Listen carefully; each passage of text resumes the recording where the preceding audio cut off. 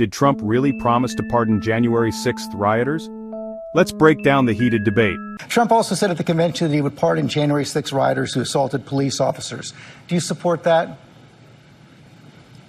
Actually, what he said is that he was going to review every single case. He even repeated that again in Chicago at the NABJ. Listen, what we do understand is that the Department of Justice under Joe Biden and Kamala Harris, they did massively push up charges on people who protested at the Capitol and some who rioted at the Capitol on January 6th. So what he's talking about is doing a case-by-case review. You can lump it all together all you want, but those are the words of Donald J. Trump. I'm quite sure on the internet people can pull up that clips. They can watch it at their own leisure.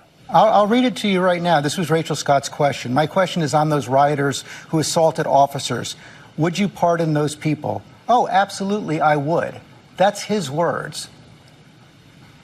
Yes, but you did not leave in was the rest of his comments where he said, yeah, I would, but we want to look at everything on a case-by-case basis. That's what will happen. ABC's George Stephanopoulos claimed that Trump explicitly said he'd absolutely pardon rioters who assaulted police. He challenged Congressman Byron to take a stand. Donalds fired back, saying Stephanopoulos took Trump's words out of context. According to Donalds, Trump would review cases individually, focusing on those treated unfairly, especially non-violent offenders. But the debate didn't stop there. Donalds accused the justice system of a double standard, comparing the treatment of January 6th rioters to protesters at Union Station during Netanyahu's visit. He argued that Trump's supporters faced harsher penalties. This debate highlights deep divisions over Trump's comments, selective prosecution, and justice system fairness. No, that's not what he said. He said if they were innocent, I would pardon them. They've all been convicted. He said he would pardon those who assaulted police officers. Do you support that or not? George, you just changed the soundbite. You just changed it. Now you added, if they're innocent, then I will pardon them. Let's go back to the record of January 6th. Again, not something that matters. I didn't change the soundbite. That's exactly what he said.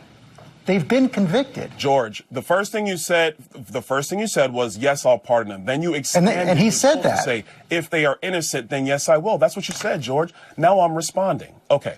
So what he's saying is that, yeah, I will go and look at these cases. If they're innocent, yes, I will. Of course, if somebody was beating up a police officer at January 6th, he's not going to do that. But if you had people who were just walking through the Capitol, which did occur on January 6th, because the security protocols had changed because of that riot at the Capitol, then what he would do is not allow them to be held in jail with these massively increased charges by the current U.S. attorney in D.C. under the Biden-Harris administration. Compare that to the fact that at the rally that the riots that just occurred at Union Station when Bibi Netanyahu was speaking to Congress, you had the same U.S. attorney for the District of Columbia who decided to just let people go and not file any charges, even though they were defacing monuments at Union Square. So we want to be fair with the justice system. We don't want to be political with the justice system. My question is on those rioters who assaulted officers. Would you pardon those people? Donald Trump. Oh, absolutely, I would. You wouldn't pardon those? If they were innocent, I would pardon them. That is the entire quote. They are not innocent. They are convicted. He said he would pardon them.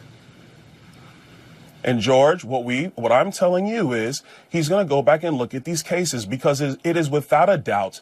And look, January 6th is a very painful memory in our country, but it is without a doubt that the U.S. attorney for the District of Columbia was supercharging these people because of political viewpoints, because you had other riots that have occurred in Washington, D.C., where the charges were minimized or dismissed altogether. That is not an even-handed system of justice. That is a politically motivated system of justice. And you don't have to look any further than the difference between how the Department of Justice has treated Donald Trump versus how the Department of Justice has treated Joe Biden or Hillary Clinton. What he is talking about is equal enforcement of the law, not picking and choosing because of your politics.